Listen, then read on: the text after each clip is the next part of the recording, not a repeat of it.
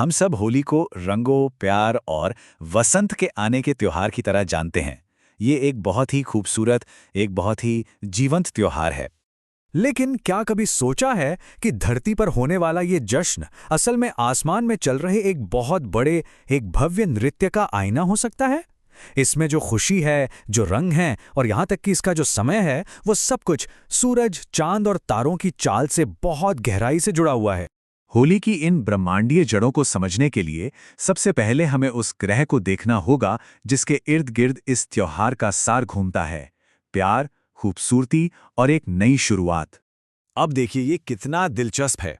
होली की जो मुख्य बातें हैं, रंगों का त्योहार, प्यार का त्योहार और वसंत का आना, मतलब नई जिंदगी और नई ग्रोथ।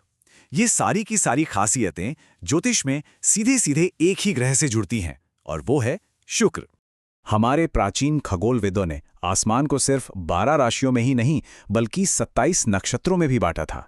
आप इन्हें चांद के लिए 27 तारों के घर जैसा समझ सकते हैं, जहां वो हर महीने अपनी यात्रा के दौरान रुकता है। और हर नक्षत्र की एक अपनी अलग, एक अनोखी ऊर्जा और अपने देवता होते हैं। तो होली के लिए आसमान में एक बहुत ही सटीक माहौल बनना जरूरी होता है। होता यह है कि जब होली होती है तो सूरज कुंभ या मीन राशि में होता है और ये त्योहार हमेशा पूर्णिमा यानी फुल मून को ही होता है। इसका सीधा मतलब है कि चांद ठीक सूरज के सामने होता है और इसी वक्त चांद एक बहुत ही खास नक्षत्र में आकर ठहरता है जिसका नाम है पूर्वा फाल्गुनी। और अब सबसे मजेदार बात, पता है इस पूर्वा फाल्गुनी नक्षत्र का स्वामी ग्रह कौन है? जी हाँ, वही ग्रह शुक्र। तो मतलब पूरा ब्रह्मांड चांद को ठीक शुक्र के असर में ले आता है और वही प्यार और उत्सव की एनर्जी धरती पर होली के त्योहार में झलकती है। चलिए अब थोड़ा और आगे बढ़ते हैं।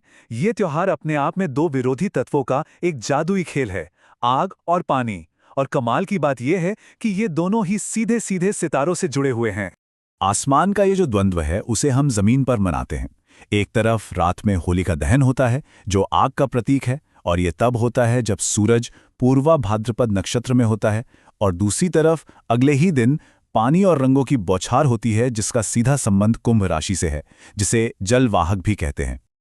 लेकिन साल 2026 में ये ब्रह्मांडीय नृत्य और भी ज्यादा जटिल होने वाला है, क्योंकि उस साल पूर्णिमा के चांद पर एक परछाई पड़ने वाली है। जी हां, होली की रात को ही एक पूर्ण चंद्र ग्रहण लगेगा। ये एक ऐसी स्थिति बनाएगा जिसमें भ्रम होगा और एक साथ कई खगोलीय घटनाएं घट रही होंगी, और इससे पूरी दुनिया में एक टाइमिंग की पहेली बन जाएगी। मतलब दुनिया के अलग अलग हिस्सों में ग्रहण अलग अलग समय पर दिखेगा, जिससे हमारी पारंपरिक रस्मों में रुकावट आएगी। जैसे भारत में चांद जब उगेगा तो उस पर पहले से ही ग्रहण लगा होगा, जबकि नॉर्थ अमेरिका के कुछ हिस्सों में त्योहार मनाने के समय ही ग्रहण पूरी तरह एक्टिव रहेगा। और बात सिर्फ ग्रहण की नहीं है, इसके साथ साथ भद्रा जो एक अशुभ समय माना जाता है और सूतक काल जिसमें कोई भी शुभ काम नहीं किया जाता, ये सब मिलकर मामले को और भी जटिल बना देंगे। ये सच में एक बहुत बड़ी खगोलीय उथल-पुथल का समय होगा। और जानते हैं, आसमान में ये जो उथल-पुथल है, ये होली के दिल में बसी एक आध्यात्मिक कहानी से कितनी मिलती-जुलती है। ये कहानी है परीक्षा की, अटूट भक्ति की और बुराई पर अच्छाई की शानदार जीत की। ये एक लाइन होलिका की कहानी का पूरा सार बता देती है। उसे आग से न जलने का वरदान मिला था, लेकिन जब उसने भक्त प्रहलाद को नुकसान पहुंचाने के लिए उस वरदान का गलत इस्तेमाल करना चाहा, तो वो खुद ही जलकर राख हो गई। तो ये कहानी हमें सिखाती है कि भगवान से मिला आशीर्वाद हमेशा धर्म को बनाए रखने के लिए होता है, हमारे अहंकार को बढ़ाने के लिए नहीं। और जो होलिका की आग है वो असल में हमारे अपने अंदर के अहंकार और सारी नेगेटिविटी को जलाने का प्रतीक है। तो इन सब बातों का आखिर मतलब क्या है? आसमान की ये जो अनोखी स्थिति है, ये इस त्योहार को सिर्फ एक जश्न नहीं रहने देती, बल्कि ये इसे हमारे अंदर बदलाव लाने का एक बहुत शक्तिशाली मौका बना देती है। यहाँ तक कि जिन रंगों से हम खेलते हैं उनका भी बहुत गहरा मतलब होता है।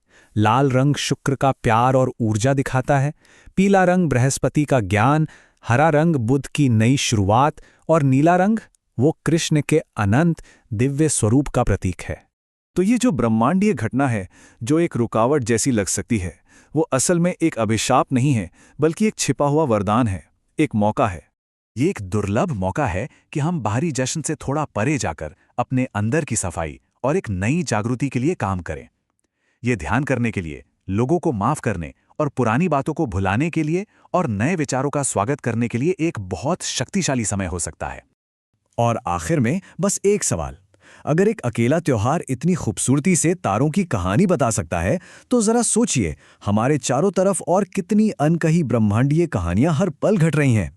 शायद ब्रह्मांड हमेशा हमसे बात कर रहा है, इन प्राचीन त्योहारों के जरिए, इन खगोलीय घटनाओं के जरिए और आसमान के इस शांत खामोश नृत्य के जरिए।